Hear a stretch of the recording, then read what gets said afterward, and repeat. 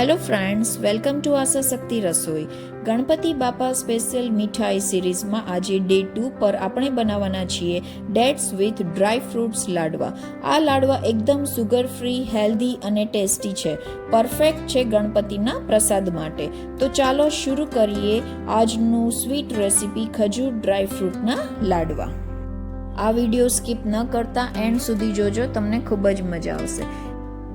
મેં અહીંયા 1 કિલો જેવી ખજૂર લીધી છે, જે મેં ઝીણા મેં ખજૂરને કટ કરી લીધું છે. 1 કપ જેવું મેં કાજુ લીધા છે, 1 કપ જેવા બદામ લીધું છે, અખરોટ લીધા છે 1 કપ જેવું, 1 નાનો કપ સિંગદાણા લીધા છે, 1 કપ જેવું મેં સફેદ તલ જે આવે છે સફેદ તલ લીધા છે 1 કપ જેવું, કિસમિસ 1 કપ જેવું મેં લીધું છે, અને જે ડ્રાય કોકોનટ પાવડર આવે છે, ટોપરાનું છીણ કહેવાય, એ મેં લીધું છે. અને આ બધા ઘરના જ ઇન્ગ્રેડિયન્ટ્સ છે જે ઇઝીલી આપણા ઘરમાં હોય છે. હવે એક મોટા વાસણમાં મેં 2 ચમચા જેવું ઘી લીધું છે. આપણે આ બધા ડ્રાય ફ્રૂટ્સ રોસ્ટ કરવા માટે આપણે ઘીમાં શેકવાના છે બધા ડ્રાય ફ્રૂટ્સ, તો આટલું ઘી આપણે ઇનફ છે. અને મેં અહીંયા કોઈ કડાઈ, નાની કડાઈ, મોટી કડાઈ, નોનસ્ટિકની કડાઈ કે સ્ટીલની કડાઈ નથી લીધી. મેં એકદમ મોટું વાસણ જ લીધું છે, જે આપણે રોસ્ટ કરવામાં કે આપણું જે ખજૂરનું મિક્સચર હશે એ મિક્સ કરવામાં બહુ ઇઝી રહે, આપણે ચલાવવામાં પણ ઇઝી રહે, એટલા માટે અહીંયા મેં મોટું વાસણ લીધું છે. કડાઈમાં આપણે બધા ડ્રાય ફ્રૂટ્સ એડ કરી દઈશું અને ઘીમાં રોસ્ટ કરી લઈશું. 2 થી 5 મિનિટ માટે જ રોસ્ટ કરવાનું છે. અને ખાલી આપણે કિસમિસ અને જે ટોપરાનું છીણ છે એ આપણે ખાલી એડ નથી કરતા, એ લાસ્ટમાં એડ કરશું. આપણા ડ્રાય ફ્રૂટને ખાલી આપણે 2 થી 5 મિનિટ માટે આપણે રોસ્ટ કરવાના છે, પણ મીડિયમ ફ્લેમ પર જ રાખવાના છે. લાઇટ ગોલ્ડન બ્રાઉન થાય ત્યાં સુધી આપણે રોસ્ટ કરશું. આપણી ફ્લેમ સ્લો જ રાખવાની છે.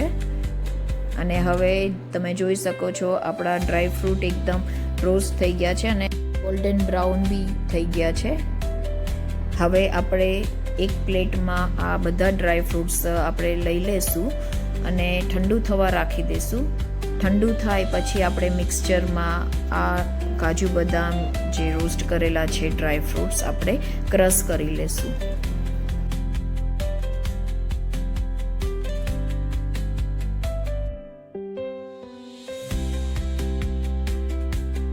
હવે ખજૂરને પહેલાં આપણે મિક્સચર જારમાં ક્રશ કરી લેશું. થોડું કરીને ક્રશ કરી લેશું. વધારે ક્રશ નથી કરવાનું, આપણે થોડું લેશું તો ઇઝીલી ક્રશ થઈ શકે.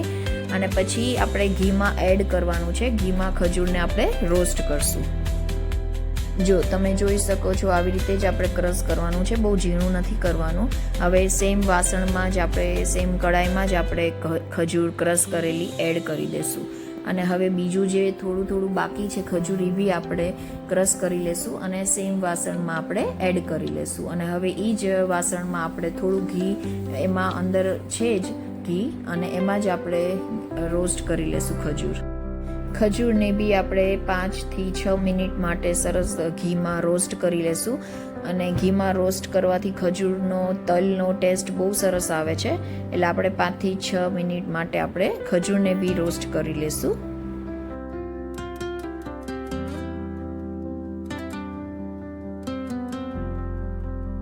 ખજૂર એકદમ બરોબર રોસ્ટ થઈ ગયું છે. અને હવે જે આપણું ડ્રાય ફ્રૂટ્સ ઠંડા થઈ ગયા છે એ આપણે હવે મિક્સચર જારમાં થોડા કરીને ક્રશ કરી લેશું. એકદમ ઝીણો પાવડર નથી કરવાનું, થોડું અધકચરું રાખશું, જે લાડવામાં બહુ ક્રન્ચી ફીલ થશે, આપણને ક્રન્ચી ટેસ્ટ આવશે. જો આવી રીતે રાખવાનું છે, એકદમ ઝીણો પાવડર નથી કરવાનો. આ પાવડરને આપણે ખજૂરના મિક્સચરમાં એડ કરી દઈશું અને બધું એકદમ ધીરે મિક્સ કરી લેશું. અને હવે આમાં જ આપણે કિસમિસ એડ કરવાની છે અને ડ્રાય કોકોનટ પાવડર છે, જે ટોપરાનું છીણ કહેવાય, એ આપણે એડ કરી દઈશું. અને બધું હવે ધીરે એડ કરી દઈશું, મિક્સ કરી દઈશું. એકદમ પરફેક્ટ મિક્સ કરવાનું છે. અને ગેસની ફ્લેમ બંધ કરી દેવાની છે, પછી જ આ બધું મિક્સ કરવાનું છે.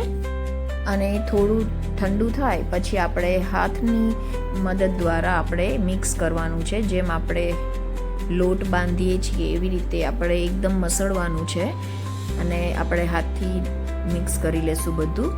અને કઢાઈ છે આપણે હવે નીચે ઉતારી લેશું ગેસથી, અને નીચે ઉતારીને પાછું બધું ઠંડુ થાય એટલે મિક્સ કરી લેશું. અને હવે ધીરે ધીરે આપણે મીડિયમ સાઇઝના લાડવા વાળશું. તમારે નાના વાળવા હોય તો નાના લાડવા બનાવી શકો છો, અને મોટી સાઇઝમાં કરવા હોય તો મોટી સાઇઝમાં લાડવા બનાવી શકો. મેં મીડિયમ સાઇઝમાં લાડવા બનાવી લીધા છે. તમે આ જોઈ શકો છો, મેં મીડિયમ સાઇઝમાં લાડવા બનાવ્યા છે. જો આવી રીતે લાડવો વાળી લેવાનો તમારે. બધા લાડવા આપણે આવી રીતે વાળી લેશું.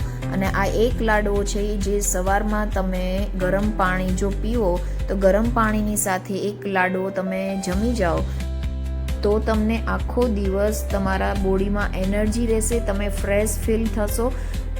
આ એક લાડવો બહુ ખૂબ જ હેલ્ધી છે અને તમારા શરીર માટે બી બહુ સારો લાડવો છે આ, અને ગણપતિ બાપાનો સ્પેશિયલ પ્રસાદી બી છે.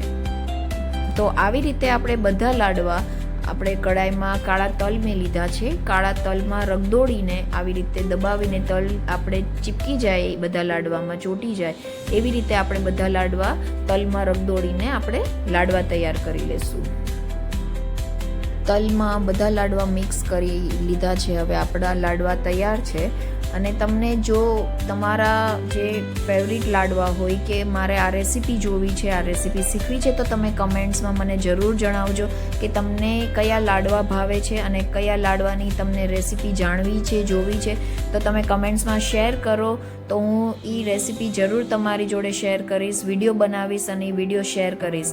અને જો આ વિડીયો તમને ગમ્યો હોય તો લાઇક, શેર અને સબસ્ક્રાઈબ જરૂર કરજો.